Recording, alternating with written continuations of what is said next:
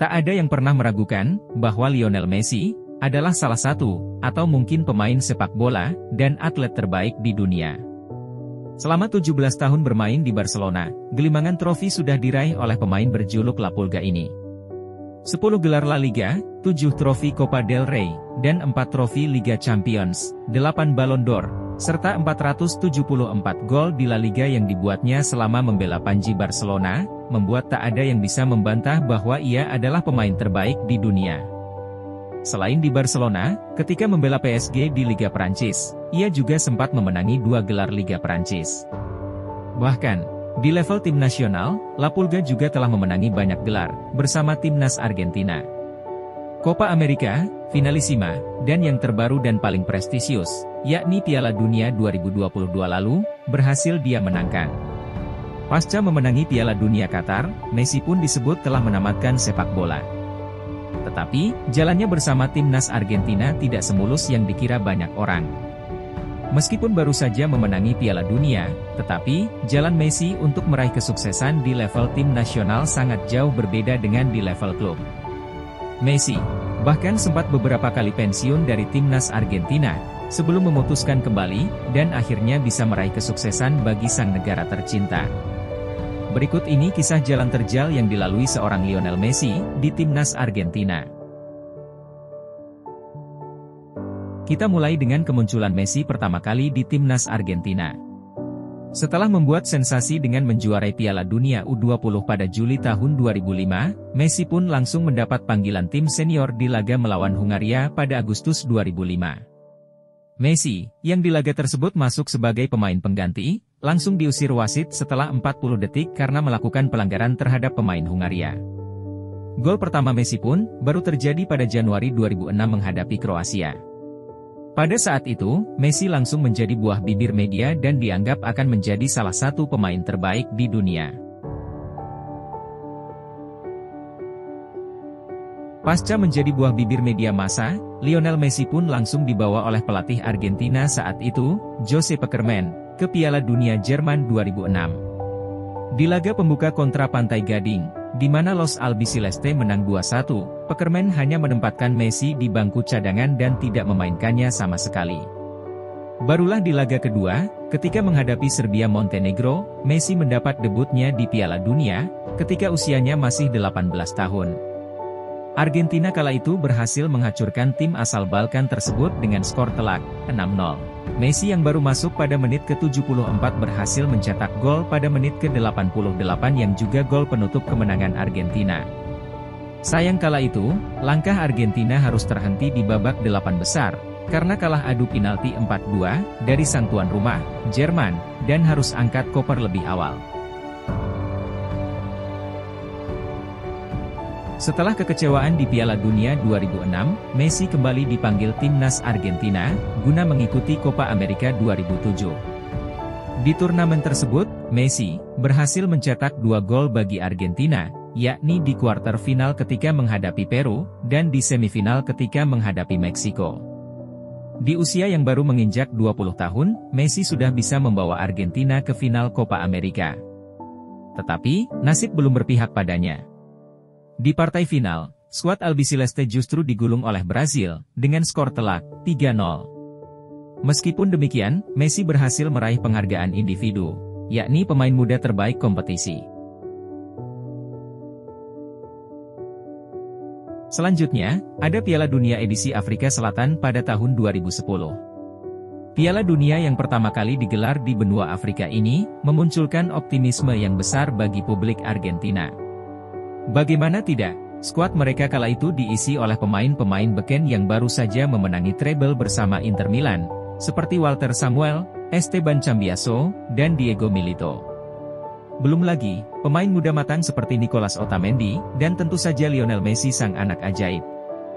Jangan lupakan juga, mereka saat itu diarsiteki oleh sang legenda hidup, yakni Diego Armando Maradona.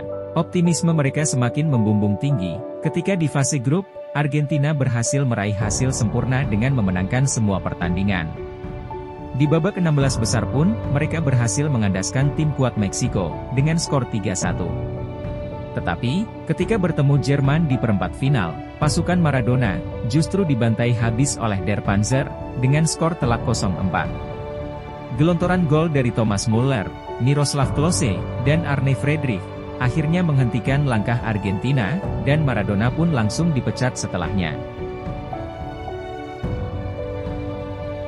Setelah kalah memalukan di Piala Dunia 2010, kali ini, Argentina nampak lebih siap di Piala Dunia 2014. Skuad asuhan Alejandro Sabella diisi oleh pemain-pemain yang lebih matang dan mentereng. Gonzalo Higuain, Sergio Aguero, Zavaleta, Lavezzi, hingga Messi sendiri berhasil melaju mulus. Mulai dari babak grup hingga 16 besar, Argentina tak mendapatkan kesulitan berarti. Barulah pada babak kuarter final, mereka menemui lawan tangguh, yakni Belgia. Tetapi, Lionel Messi CS berhasil melewati hadangan berat tersebut setelah berhasil menang 1-0. Di partai semifinal, giliran Belanda asuhan Louis van Gaal yang menanti. Tetapi, Argentina kembali berhasil menang, kali ini melalui babak adu penalti. Mereka pun berhasil mencapai babak final. Tetapi, Argentina kali ini, lagi-lagi harus berhadapan dengan sang juggernaut, Jerman. Dan, negeri Om Kumis Hitler ini, kembali membuat Messi dan publik Argentina menangis terseduh-seduh untuk ketiga kalinya secara beruntun, ketika gol tunggal Mario Götze, sudah cukup untuk membuat Der Panzer menjadi juara dunia untuk kali keempat sepanjang sejarah. Dan membuat Messi harus menunggu lebih lama lagi untuk memenangkan trofi pertama untuk Argentina. Gagal di final Piala Dunia 2014, Messi kembali mencoba peruntungannya di Copa America 2015 dan 2016. Dan, lagi-lagi, keberuntungan di tim nasional belum menghinggapi Lionel Messi.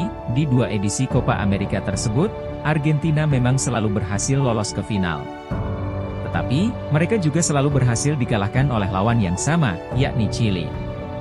Dan, yang lebih nyeseknya lagi, di dua final tersebut, Argentina kalah melalui babak adu penalti. Hingga akhirnya, pada Juni 2016 pasca final Copa America, Messi pun memutuskan untuk pensiun dari timnas Argentina. Timnas, bukan untuk saya. Saya sudah melakukan yang terbaik, tetapi selalu tidak berhasil. Menyakitkan untuk tidak menjadi juara. Bagi saya, timnas sudah berakhir. Pukas Messi pada 2016. Menjelang bergulirnya Piala Dunia 2018 di Rusia, Federasi Sepak Bola Argentina kembali membujuk Messi untuk bergabung bersama timnas Argentina.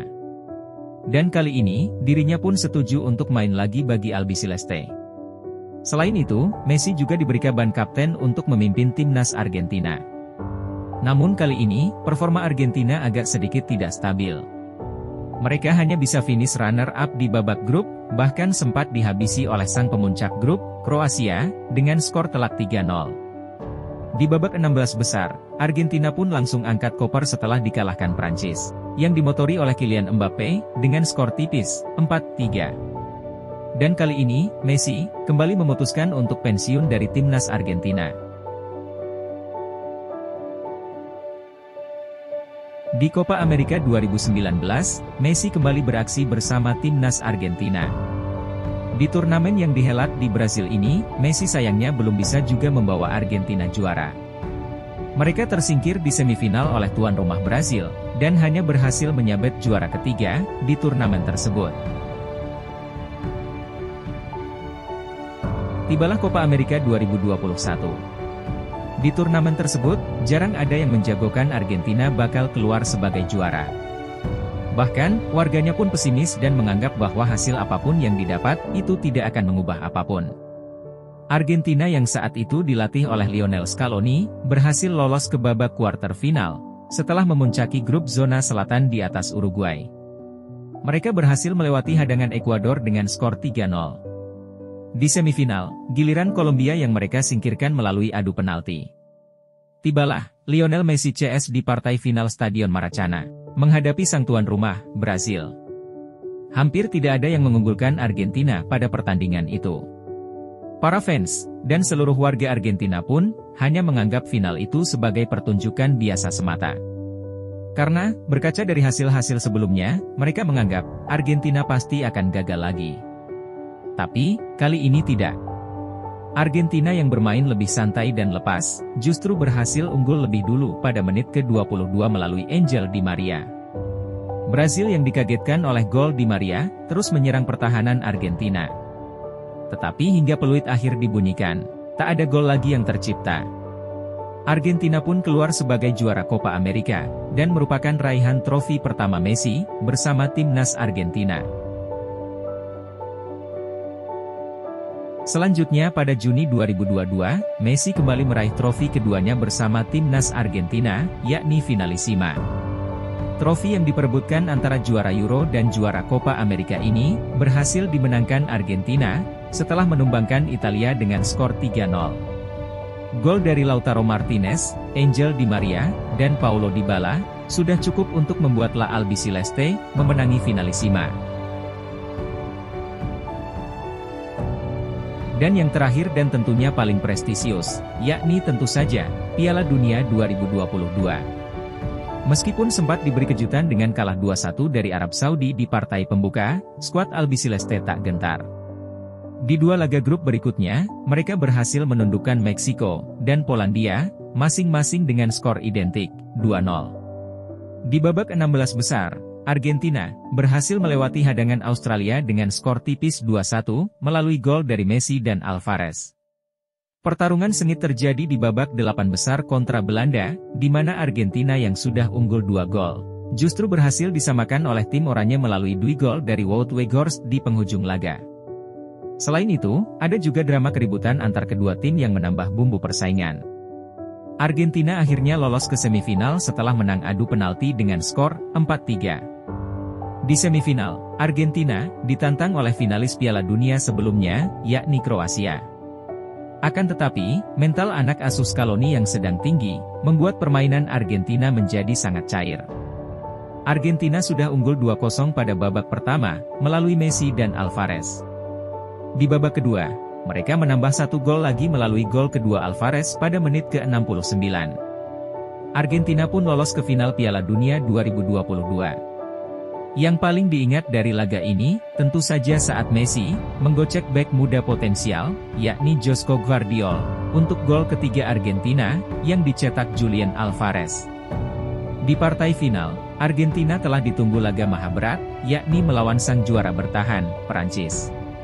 Namun, Argentina berhasil bermain lepas bahkan berhasil unggul 2-0 pada babak pertama melalui Messi dan Di Maria.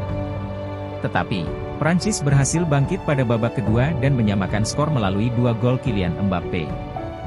Laga pun lanjut ke babak extra time, dan Argentina kembali unggul melalui gol Messi. Tetapi Prancis kembali berhasil menyamakan kedudukan menjadi 3-3 melalui penalti Mbappe di menit 118. Prancis bahkan bisa saja unggul, andai Randal Colomwani bisa mencetak gol di detik terakhir pertandingan.